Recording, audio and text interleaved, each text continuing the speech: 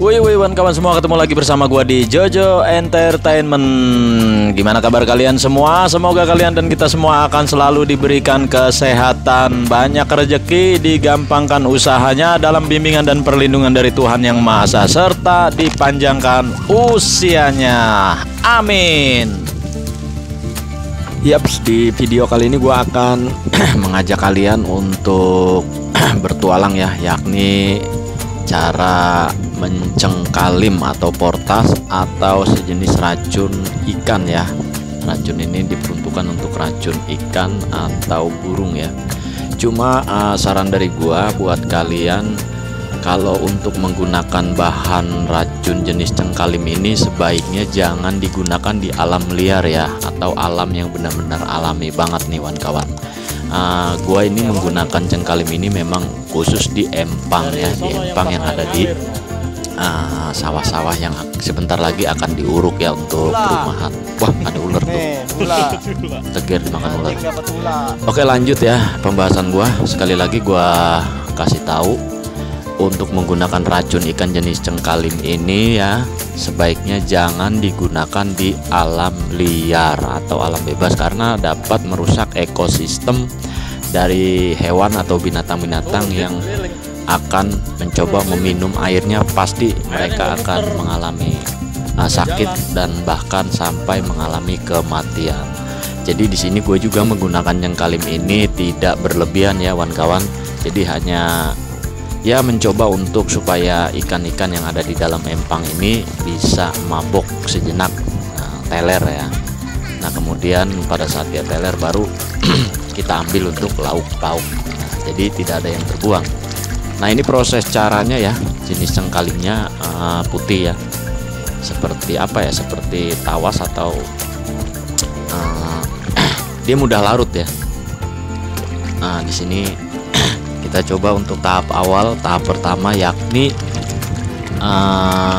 mengocok-ngocok ya, agar obat ini cepat larut dan menyebar. Kemudian nanti di empang ini kita ubek-ubek atau kita aduk-aduk ya. Nah seperti ini caranya nih, dikocok-kocok-kocok agar larut. Kemudian nanti kita berkeliling. Jadi orang-orang ini akan berkeliling untuk mengaduk-aduk ya, supaya sari dari racun potas atau cengkalim ini bisa menyebar luas ke seluruh antero empang atau perairan yang akan kita obat ini. Beginilah untuk prosesnya ya. Jadi sangat bahaya sekali untuk jenis obat atau racun ikan jenis portas ini atau cengkalim ya. Digunakan untuk anak-anak ya, jangan menyentuh ya. Jadi warning banget nih untuk adik-adik, jangan sekali-kali mencontoh isi di dalam video ini ya. Ini diperuntukkan hanya untuk dewasa saja dan hanya untuk para pencari ikan, sekedar untuk buat lauk saja. Dan untuk efeknya, racun cengkalim ini tidak membahayakan apabila nanti hasil dari ikannya yang mati ini bisa kita konsumsi, jadi aman ya. Yang penting saat menggunakan portas ini, misalkan cengkalim ini dia kan butiran nih, itu per kilonya kurang lebih gue beli di online ya, itu sekitaran 1 kilonya itu sekitaran 125.000 plus ongkir ya. Dan kebetulan gue ini berlokasi di daerah Bekasi ya, daerah Bekasi. Jadi tergantung dari domisili kalian beli onlinenya di mana dulu ya. Kalau gue dikirimnya dari Bandung nih, kebetulan dapatnya dari Bandung dikirim ke Bekasi, jadi totalnya 125.000 plus ongkir. Nah, jadi sekali lagi buat kawan-kawan semua, kalau mau mengobat atau meracun ikan di salah satu lokasi perairan ya, pastikan dulu agar tidak ada hewan ternak kayak semacam jenis bebek, terus entok, dan lain sebagainya yang dapat meminum dari lokasi yang kita sebar cengkalim atau racun ikan ini. Jadi dalam 1 kilo itu kita ambil kira-kira 15 butir ya, 15 butiran cengkalim untuk empang seluas seperti ini nih yang ada di video ini nih. Kurang lebih berapa ya luasnya? Hampir 300 ya, 300 kali 20 kalau tidak salah. Ngapain udah, jangan nyebur. Udah mulai mabok ya? Lompat aja udah, Rat. Mulai mabok ya. Depan lu tuh. Oh iya, untuk menetralisirkan ikan yang sudah kena racun ini. Jadi racun ini sifatnya hanya membuat ikan tersebut rabun ya. Untuk matanya rabun dan juga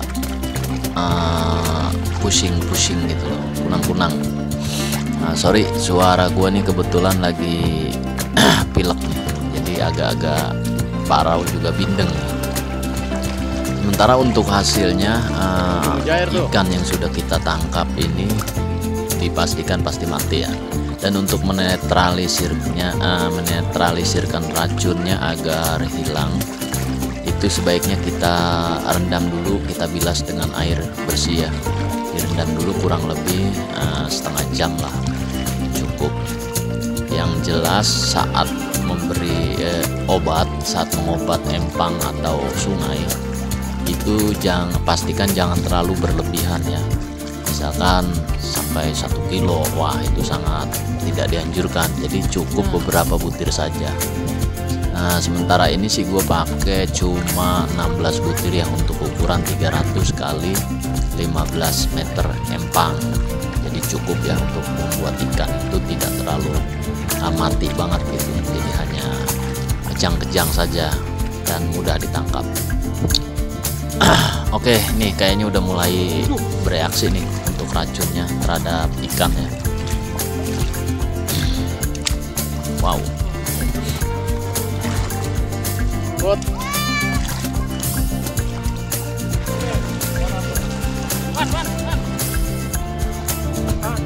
Aku lah gantian.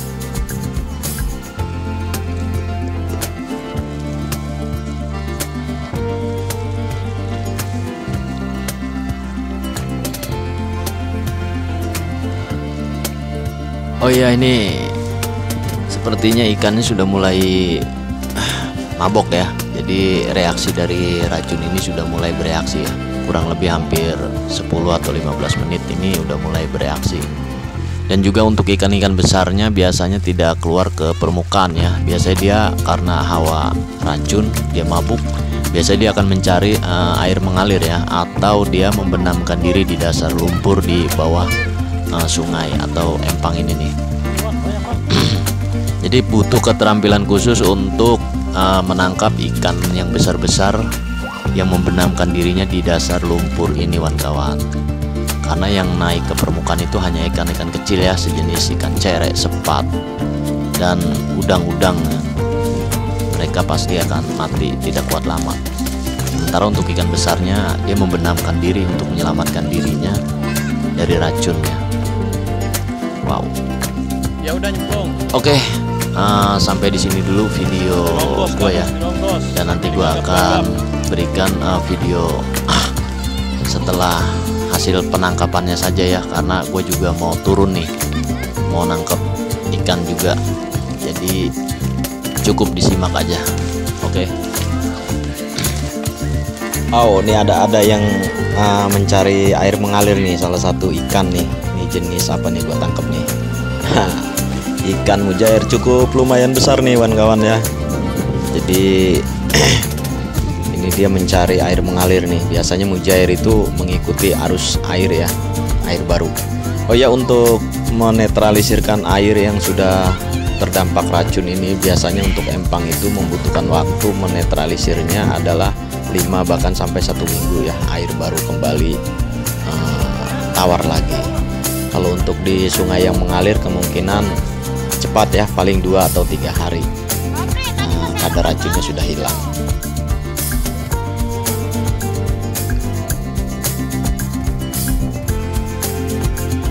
Nah, ini dia hasilnya kawan-kawan dari satu empang tadi ya, hampir satu ember kaleng bekas cat ya. Ini lumayan banyak dan kemungkinan masih ada sih. Cuma karena kita ini udah capek, jadi kita sudahin dulu sampai di sini. Nah, ini langsung kita bawa ke rumah dan siap untuk dibersihkan. Oke, terima kasih buat kalian yang sudah menonton video gua. Sampai ketemu lagi di video gua yang akan datang. Bye bye.